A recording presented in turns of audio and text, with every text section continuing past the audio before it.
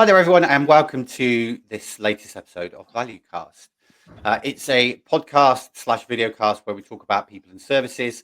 Today, we're going to be touching on a topic that, to be honest with you, has been coming up in discussion a hell of a lot lately.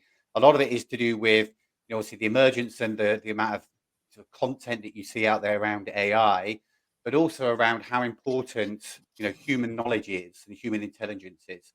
I've got two wonderful gentlemen for me to speak to you, not for me, for you, to discuss this topic. So James and Mark, so welcome to ValueCast. Thanks for joining. Thank you. Pleasure. Second one for me as well, Alex. It is indeed. It is indeed. And interesting, it's a very different topic. Although, what we discussed before has a lot of influence with human intelligence in a way. But I've spent a lot of time, not as much as the 50 years you guys have spent within procurement, and I'll let you talk through what that 50 years has been like in a minute. But I've spent a lot of time where people talk about how great AI is, about how it's going to revolutionise not just procurement but business in general. But where's the boundary? Because there's a lot of experienced people out there that have the knowledge to continue to increase value, to continue to increase the benefits to a business when it comes to procurement functions. And I think it's important for us to sort of like look and, draw a line about, well, let's not forget all the expert knowledge that we've got within our industry. And where do we draw the line with AI? How much can AI do for us? But really more focusing on that human intelligence side of it. So James, Mark, if you want to give a quick intro for those people that might not know you.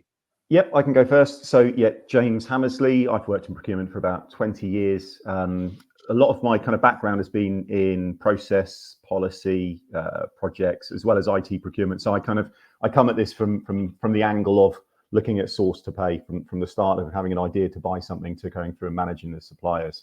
But that's probably me in a nutshell. And Mark Coulson, 27 years in procurement. My last 20 years have been spent as an interim contractor across all major industry sectors, from pharmaceuticals to banking to consultancy to retail. Predominantly, most of my time has been spent in marketing, HR, professional services as categories, albeit I've done a lot of transformation projects and a lot of projects outside of that, but that's where the vast majority has been focused. You'll also may well be aware of me because I talk a lot about IR35, which is a natural segue into the HR space and one that is still unsolved for most clients. And yes, to echo your point, Alex, I'm a firm believer that AI absolutely has a place and it shouldn't be feared, but it doesn't displace human knowledge, which I think is the critical ingredient for procurement. Great, brilliant, thanks, guys. So if we kick straight in, I think rather than just saying, why is this topic important to you? Because, naturally it will be, right? You're procurement professionals, you work across a lot of clients.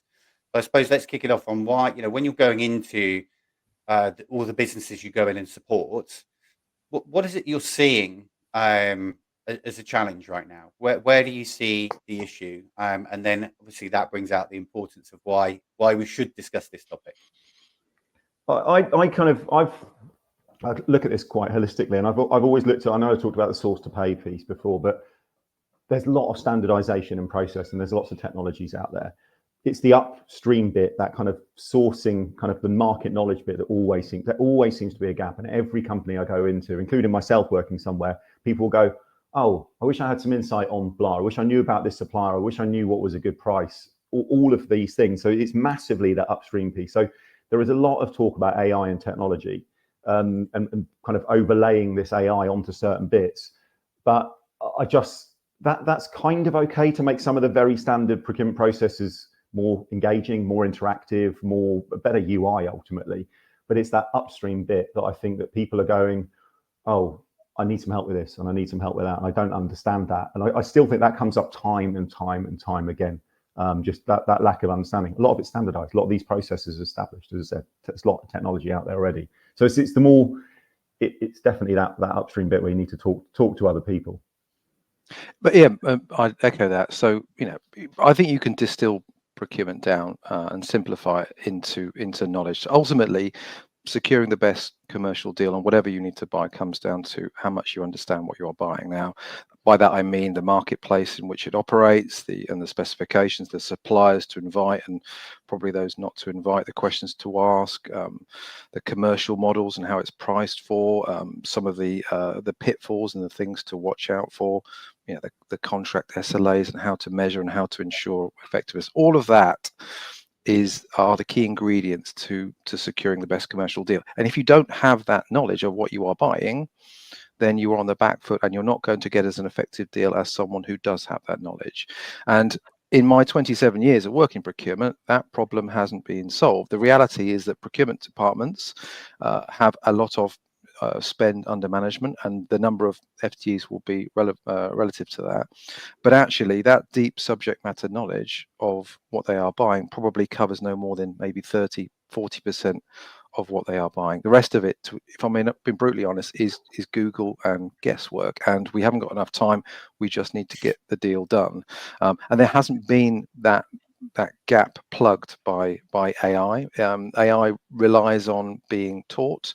People aren't going to start uploading commercial proposals for Salesforce into AI in order for it to learn, but that knowledge does exist within our procurement community, and people don't take full advantage of that. And sorry, James. No, I was going to say, on top of the upstream bit as well, because we're talking about the relative merits of kind of AI to versus human intelligence to a greater extent. There's a lot of areas where I think there's a lot of talk about AI and how great it is, and I always feel like a bit harsh coming in and going, I don't know if it's that great, to be totally frank. I really don't. Yes, the areas to look at that are still weak as well, not just the upstream bit, are like data analysis, and to be on the side of AI, potentially, looking into deep diving into contract data and deep diving into spend data, you could probably do with AI, and that will help.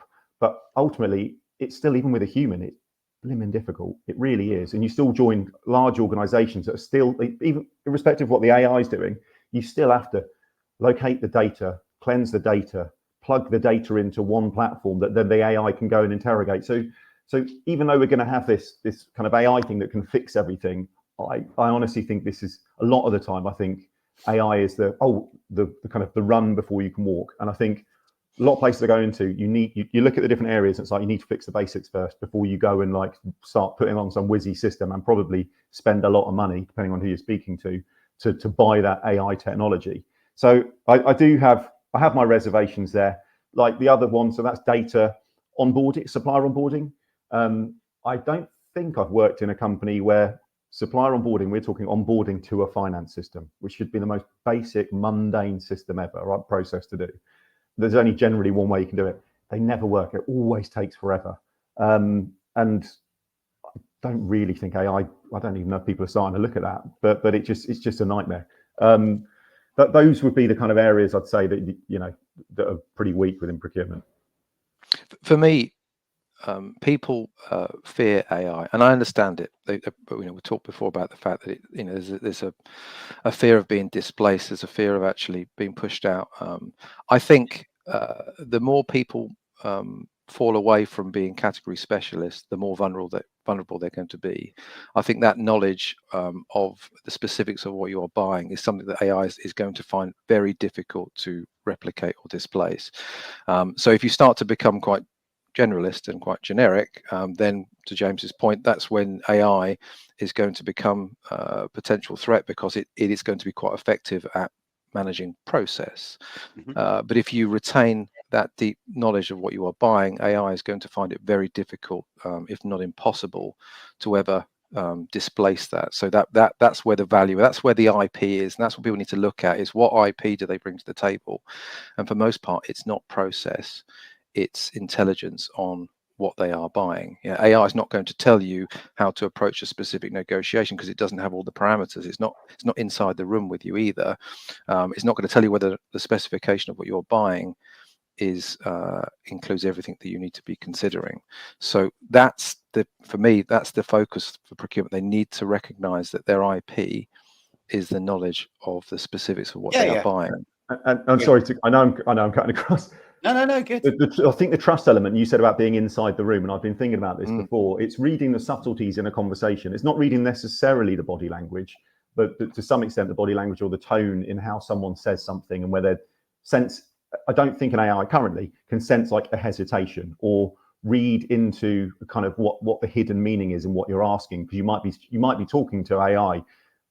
If you were talking to a human, you might be kind of implying like, I don't really know much about what this, and I need some help. Whereas an AI will just black and white pick it up.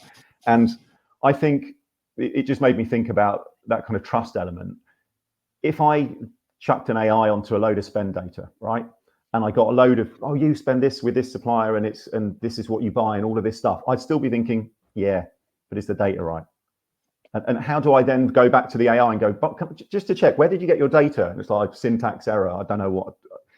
You still have to talk to a human to know how it's all plugged together. It's not going to, and it's the same with all the kind of market knowledge as well. It could be interrogating stuff, interpreting it in totally the wrong way, and just spitting out a load of nonsense.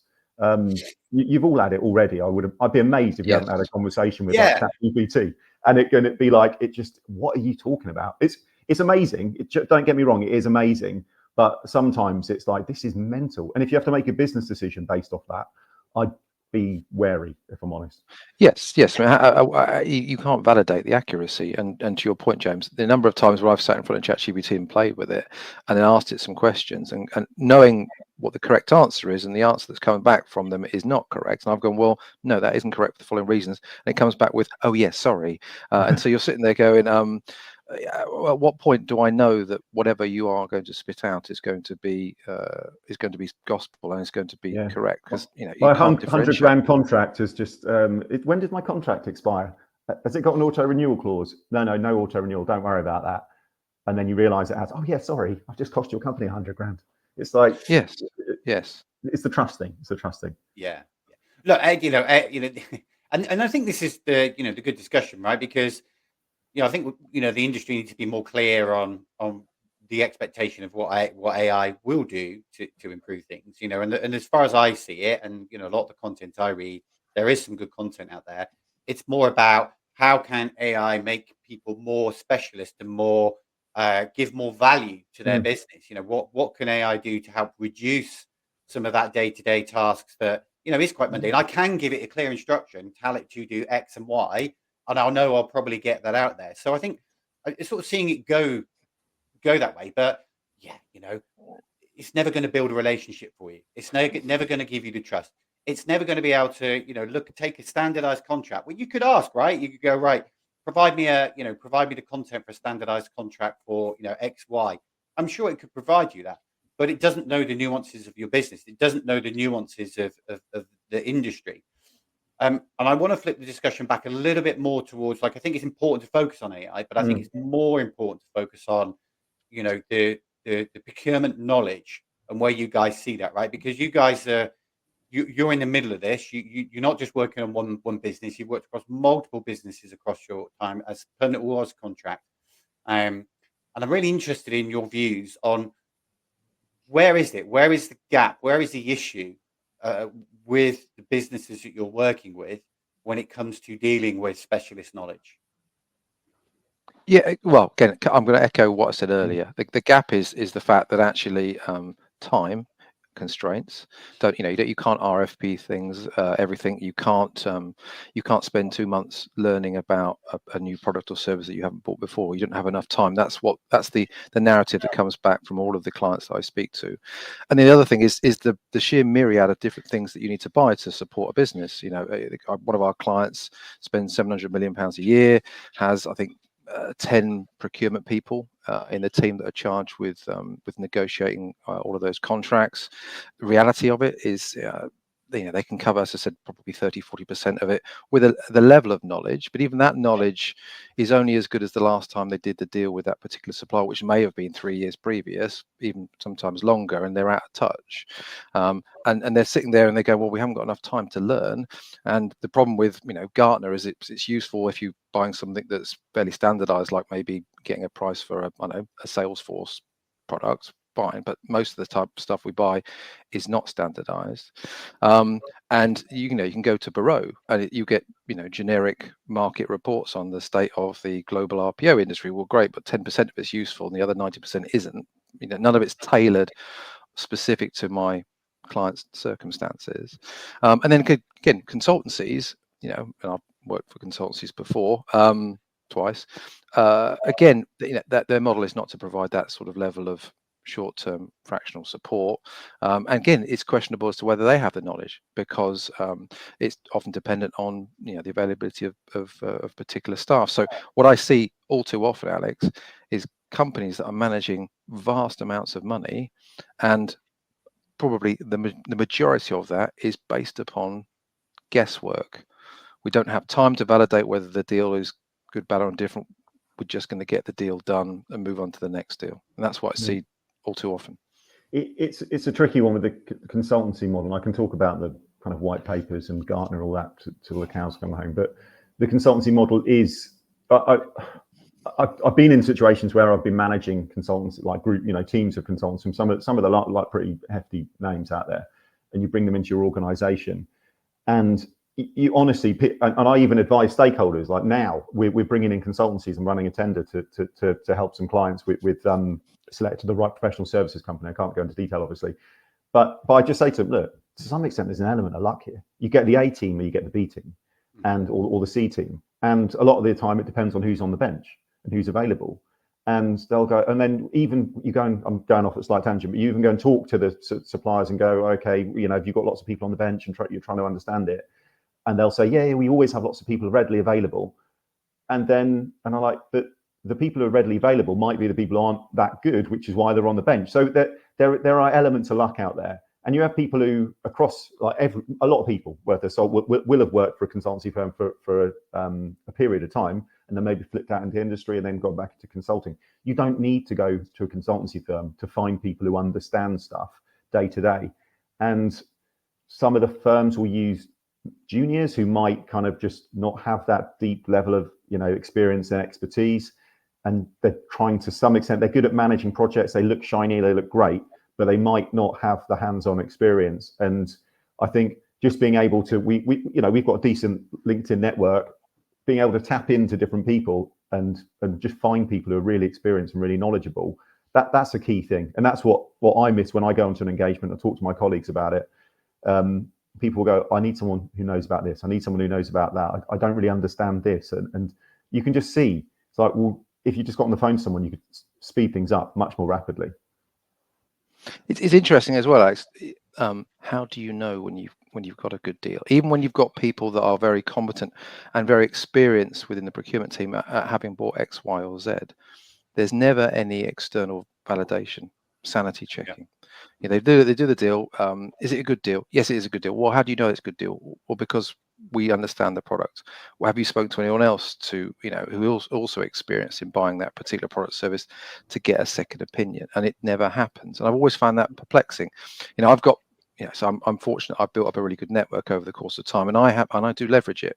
I've got some great people who know more than I do in certain areas of products or services that I need to buy, and I absolutely reach out to them and call upon them to give me some advice and guidance and some brutal, honest opinion as to whether or not the commercial proposal that I've got on the table is genuinely as good as it could be, or are there other levers that I can pull? And that I never see. I've probably worked for 25 different companies, never see that happening, and I've always found that bizarre. Even when you've got those arranged sort of procurement working groups that exist, whether it's arranged by ISBA for marketing, Compag, for example. Don't know if it's still around. There's equivalents probably. Again, you get 20 people around a table, and it's not a natural environment to start sharing information. So people have got guarded, so you end up having these quite generic top level conversations. The real opportunity lies with connecting with people that on a one-to-one basis that have subject matter knowledge in specifically what you are buying, and then be able to leverage that knowledge either to educate you because you've never bought it before, in which case they can suddenly eliminate that learning curve of what could be 2 months of trying to understand the market, or just a second set of eyes going, you know what, yeah, I think you can Yeah. probably push for another 2%, and this is what I would do to try and get there. Yeah. It's it's a common trend though, and if you even were to look outside procurement and look at a lot of friends, colleagues, and even in the industry I've worked in, businesses tend to never double up, right? Never double up on having a counterpart who knows similar, because one, there's budget restraints to do such a thing, and you are hedging your bets on that one person's opinion and their knowledge. So yeah, I think it's a very valid point. Do you see any specific? And I know again, you can only go over the companies you've worked with and the people you speak to. Are there any specific categories where you see businesses struggle more than others when it comes to this type of knowledge or understanding? Joe, I don't know if you want to I wouldn't say so. I wouldn't say so. From talking to lots of different people, because there's an argument to go, oh, IT procurement is the more complex one. Everyone always, oh, IT procurement. I'm an IT procurement professional, so I can say that. But from talking to people across different categories, they still want to know about, what's the best, the kind of what's happening within the energy market or and facilities, and just to shorten things, to go, does anyone know any decent suppliers? Blah blah blah. Mobile telephony is relatively well established, right? But there are still kind of new players that come, not within that, but the kind of advisory role companies that come in and help you manage spend. There are still new players coming to market. A lot of large companies also are moving towards more diverse suppliers, more environmentally friendly, ethical suppliers as well. These are small suppliers, so they're not you could go out and go, oh yeah, I want to go and buy an ERP. I've got to use Oracle. Well, there are other more niche suppliers that are there that you'll only, unless they've got somehow a load of money behind them to get their name out there, you'll only know about them by talking to people in your network. So I don't think that's relevant to the category. I think it across all categories. Okay. And even outside of category stuff, you've got all the process stuff as well, and there's always new technologies coming to the market that might be. And I don't necessarily bother about the cost of these new technologies. I'm talking about procurement technologies. There are some that are just better, and they're not going to be well known because they're new. So again, that's about talking to people and understanding, and just kind of having those conversations. I mean, my view on this, Alex, is if there is a procurement leader listening to this podcast who can stand up and say that their team have all of their processes perfectly ironed out, the technology well under management, and they have category experience in every single thing that they buy, then get them on the podcast, because I've never met anyone come even remotely close to that. So the point being is, I think charge for it as well. The podcast. That's some great IP. These people are geniuses. Yeah, but it doesn't. There's always significant room for improvement for the simple reason I just described earlier, which is that you don't really know if you've got the best deal possible, because you've never validated it, and certainly, I think there's an element of pride that needs to be dealt with here by reaching out to ask a fellow person in your category area for some support guidance. Need not be a sign of weakness. It ought to be a sign of strength and awareness that actually you're determined to do as effective a job as possible, and you recognize that by leveraging someone else's advice alongside your own, it's more likely that you're going to deliver more effectively and ultimately generate more savings and whatever it is, more glory that you get internally as well. So I think that people don't need to be afraid of having to lean on others for a little bit of advice and guidance. And I think I led basically a thing called Zero Email when I was at Atos, going back many years ago. I haven't always worked in procurement, strangely enough, luckily. And that wasn't about like just totally getting rid of email basically in the organization. Atos, this was in the UK, about 10,000 people, but it's about 100,000 people, the company. And that was what we had, these different kind of 10 different things. We talked about them with the exec board, and we're trying to get them down these kind of values. But one of them was about, instead of sending an email, or nowadays it'd be dropping an IM or whatever, it would be going and talking to someone. And you get that social interaction and that enjoyment. And I know I've put some LinkedIn posts, a handful about this as well. It's actually quite a pleasant experience talking to someone. And I know we started off talking about AI versus, can you call it HI, human intelligence? It's that interaction. So don't kind of overlook that. as well. It is actually nice talking to people and again reading what they're actually saying. An AI might tell, I know I said it just before, an AI might tell you the answer, but an AI is not going to tell you an answer and put a massive degree of sarcasm into it, is it? Going, yeah, you really want to use IBM. And I go say IBM because everyone slags IBM off within IT. Yeah, anyway. But there's an interesting point there, Alex. You come back to the point I was making about pride and the unwillingness to reach out. Flip it the other way as well. I think everyone that I've spoken to in procurement is proud of their profession. They're proud. They recognise that we very often they may all have SIPs. They recognise that their profession is something that they've invested a lot of time in. They are proud of the knowledge that they've attained. Mm-hmm. The people that I speak to are more than delighted to share that knowledge for the benefit of others, particularly non-competing companies, of course. But that's so we all ought to recognise that if you've been in procurement for a long time, you've built up a wealth of knowledge which is invaluable. It could be the subtlety of negotiation or the awareness of process or contracts, but it could also be that knowledge of the particular product or specialism that you are buying. And I think take for example marketing, which has obviously been an area that I've spent a lot of time in. If you were to parachute someone in from IT, which I recognise, James, is a complex category, and then ask them to negotiate. You're going to say complex character there for a second. And then ask them to negotiate the production costs for a creative shoot. They're going to be like a complete fish out of water. They might have 20 years of experience in IT, not really going to serve them very well because they won't understand the nuances of that. So recognizing that and then actually reaching out to people who have that knowledge to go help me can only be a good thing. So I'm fiercely proud of what we do because of even the IR35, that knowledge that I've built up, I've educated probably 50 different companies, and that's been an enjoyable experience for me because I felt that I can bring some value and some insight which they didn't previously have. So I agree. And I think businesses shouldn't be scared of bringing you're right. You mentioned earlier about some of the bigger businesses, James. The consultant-based firms coming in. The model's already there, right? It's just that technically, it's not an effective model because you are putting on a team of people that may still not have the knowledge that you need. Once you start in your procurement roles, whether you've just started or you've moved jobs, when have you ever seen a business sort of go, we are specifically going to focus and target expanding the knowledge of our procurement team across different categories? Doesn't happen, does it?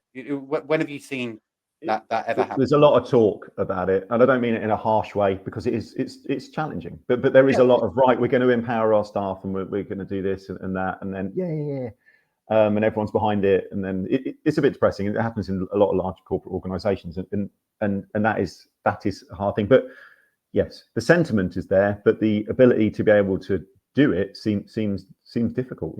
Like people, I've been in sessions where said, go out and you talk to your network as much as you can, spend more time talking to your network. Yeah, we'll do that. And then no one does. And I don't think they really have a mechanism to do it, really. No. People are busy and maybe people's network isn't as big as they thought it was. And they're always asking for a favor. And then I've got a favor back here. And I know what you're saying, right? But I find it, it's, in fact, I'm going to just flip onto something else in a minute that you guys are doing. I said I wouldn't, but I'm going to because I think it's relevant. But you look at all the time that HR teams spend investing in leadership training, investing in customer service training, investing in all these types of training to enhance the skills. But procurement is a function that stems across all areas of the business, right? And it's becoming more impactful. To your point earlier, James, with all these niche suppliers coming in and all these things. So why is it that businesses aren't bringing in specialized people? You don't need to staff out your procurement team with every possible person of knowledge and function because that isn't viable from a cost perspective. But why not be more open to bringing in external consultants that know what they're talking about? Train your teams on something that you see as an issue that's coming through, but from an actual specialist versus not really doing anything about it and then only finding out you've got a problem because you've implemented something, a contract incorrectly because you didn't have the knowledge. I don't see much of that happening. I would be because it's the opposite of the consultancy model.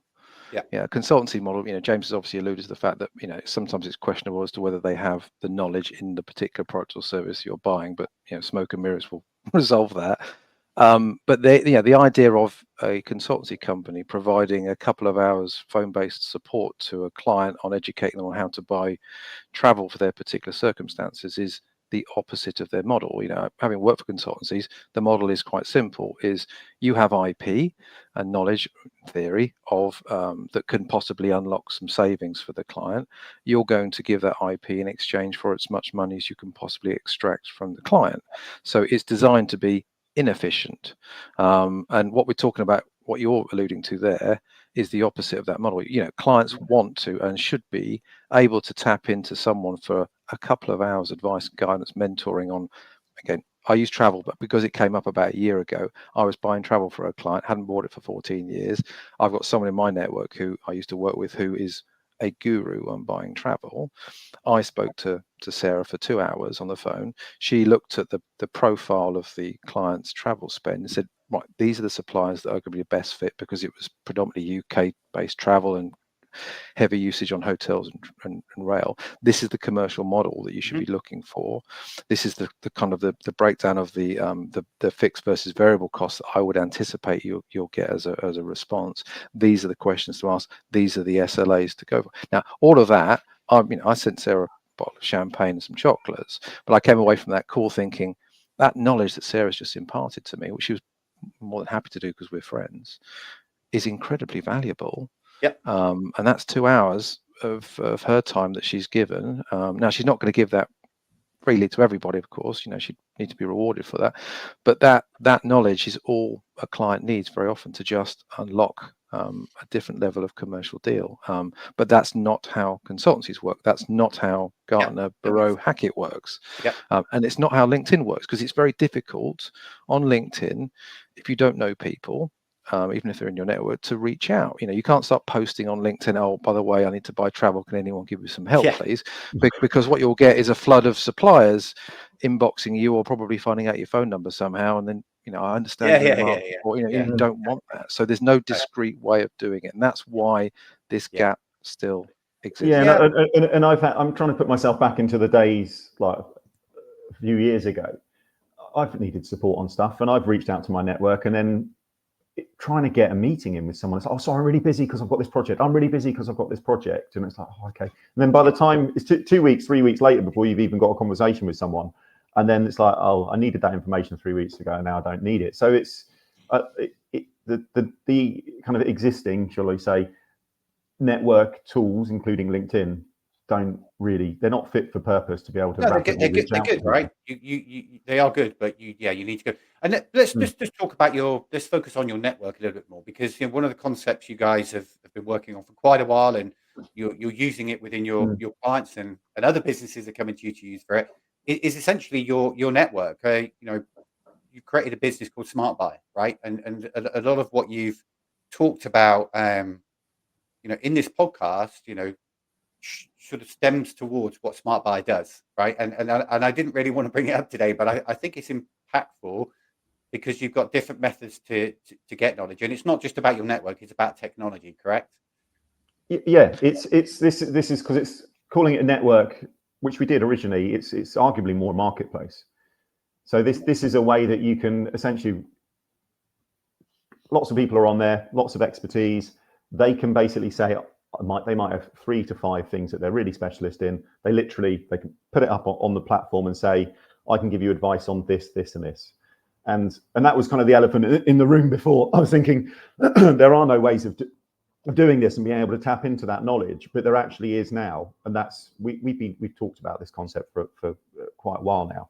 And that's why I talked right at the beginning of the podcast about the source to pay process. And I've always, because I'm a process person, I thought very standardized. It's the upstream bit, that market intelligence, that market knowledge that's always weak. Everywhere I go, it's always been weak. And how can we get it better? How can we get better? I've been an IT procurement category person for half, if not more, of my kind of working career.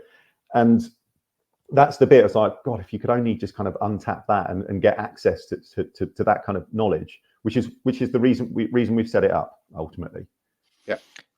And so again, I don't want the preceding half hour to feel like it's contrived. What I was trying to do was illustrate, and the problem that exists out there. If anyone that's listening to this doesn't think that they have that problem, and they think that actually they've got all the bases covered and they've got all of the knowledge they need, and they know that they're getting the best deal and they don't need to leverage anyone else's opinion, then they can ignore this.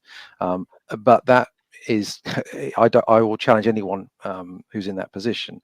So what we've built with Sparkwire is acknowledging that, using that example with Sarah and travel, that there is a wealth of really experienced procurement people, some in permanent roles, some in interim roles, that have real valuable knowledge that they can impart, that would be to the benefit of clients that need to buy that product or service. So let's build a product marketplace or a knowledge marketplace which surfaces that expertise in a way that enables a client to be able to search and find the support, and it goes down into a real level of niche. We've got people that are experts in buying facilities management for sports stadiums, for example. Bizarre, but finding that and then being able to connect with that person and then book time with them and just leveraging that knowledge. And it may not be for a couple of hours of just sounding board. Fine, that's enough for the client to come away thinking, you know what, even if they say that the deal that you've got is as good as it could be, that's not a bad thing, is it? So we've built that marketplace, and it's born of something. And I talked about the zero email piece, and this is going back to when in IT speak, social, mobile, cloud, big data. These were all like whizzy things, which are all pretty well established now. I was a real advocate for this, and that was my job, to be the advocate for this. We were talking about connecting people. This was before Yammer and Slack and all of those things where people, and to some extent, like Facebook was in its infancy and stuff like that. These were starting to come through. And it's like, well, how can we use these social technologies like Facebook, but in a work environment? It's back in those days. So this is about connecting people and rewarding people as a network, as individuals, as procurement peers, everyone. It doesn't matter. In theory, we have clients and we have experts, but a client will be able to has loads of knowledge as much as the expert does. But this is about getting onto network and trading. It's a little cliche phrase, but like salespeople will divide and conquer, and we all know that as procurement people. They'll go to your stakeholders and they'll behind your back and they'll try and have a phone call with them and blah blah blah blah. It's like, well, guys, let's like combine and conquer and like bring this to salespeople. Just bring our knowledge together. We can, like, genuinely, it's possible to do, and I'm really passionate about just rewarding what's in people's brains. And that was that was going back many years for the whole zero email piece. And I've known both you guys a while now, and a lot of this, I'm just conscious of time. Probably need to wrap things up, but I've known you both a while, and a lot of this is coming from a real deep passion to improve how businesses engage and bring in services. Right? I can really feel it when I speak to you guys and see it. And what's been quite interesting, and I think, Mark, when we met, face to face a while ago at a conference, and then when we met not so long ago, James, we sort of pin in the thing where you've got a request for information, you've got requesting quotes, you've got requests for full proposals, but actually what's missing in that puzzle is your request for knowledge, right? And the way I look at it is that why before even going down that phase, you need to stop and you need to request. Have a look at where the knowledge gaps are. Do you feel your team is comfortable with dealing with a scenario in a certain way? Don't just let them roll with it. So go out and request knowledge. It's not a bad thing, to your point, Mark. It's actually more beneficial. And even if you don't, like you say, get additional value, make a difference, you've actually validated, you know what, I'm really good at my job. I've just spoken to someone who's got 20 years experience in whichever category it is or which process it is. And I know what I'm doing, right? So it's also quite powerful to you and your team that you're doing things correctly, and if not, you're going to learn from it. So,